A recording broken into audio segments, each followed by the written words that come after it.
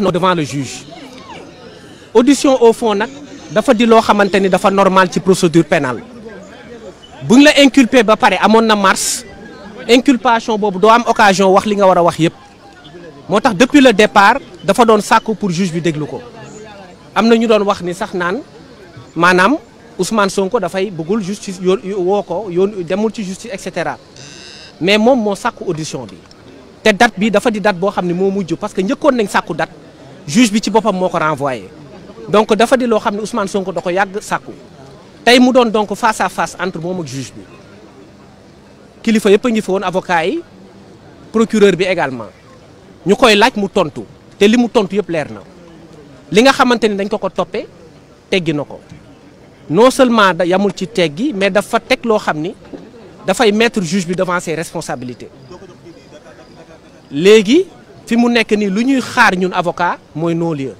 parce que dossier bi wanewul dara loo xamante ni am na sax diggante góor a jigéen lu ci xew waxuma sax viol mais ci diggante góor a jigéen lu ci xew sax amu ci donc démontré nañ ko jox nañ ko ay preuves te li ñuy xaar actuellement mooy non-lieu te loolu rek mooy la suite normale de la procédure.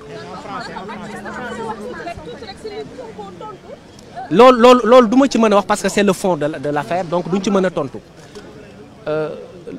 je voudrais vous remercier d'être venu et je voudrais juste signaler que il s'agissait d'une audition au fond. C'est très classique dans le cadre d'une procédure pénale qu'une personne soit d'abord après l'inculpation qui s'est déroulée au mois de mars entendue au fond. Cette audience d'aujourd'hui était une audience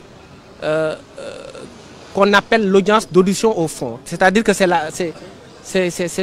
le face-à-face entre le juge et l'accusé qui est à ce stade un inculpé. Ousmane Sonko s'est expliqué sur les faits.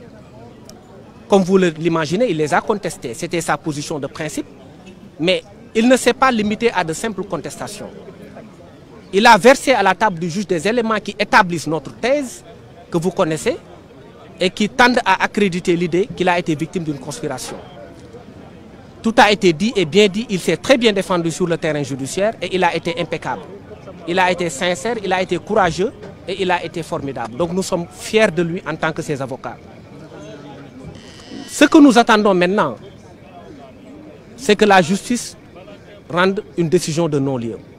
Parce qu'il n'y a pas une seule once d'éléments pouvant accréditer la thèse même d'un acte sexuel consenti entre deux personnes majeures.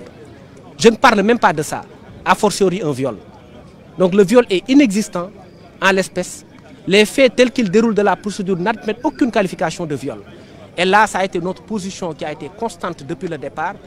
Il doit bénéficier d'un non-lieu et c'est tout ce que nous attendons du doyen des juges, ni plus ni moins. Je vous remercie de votre aimable attention.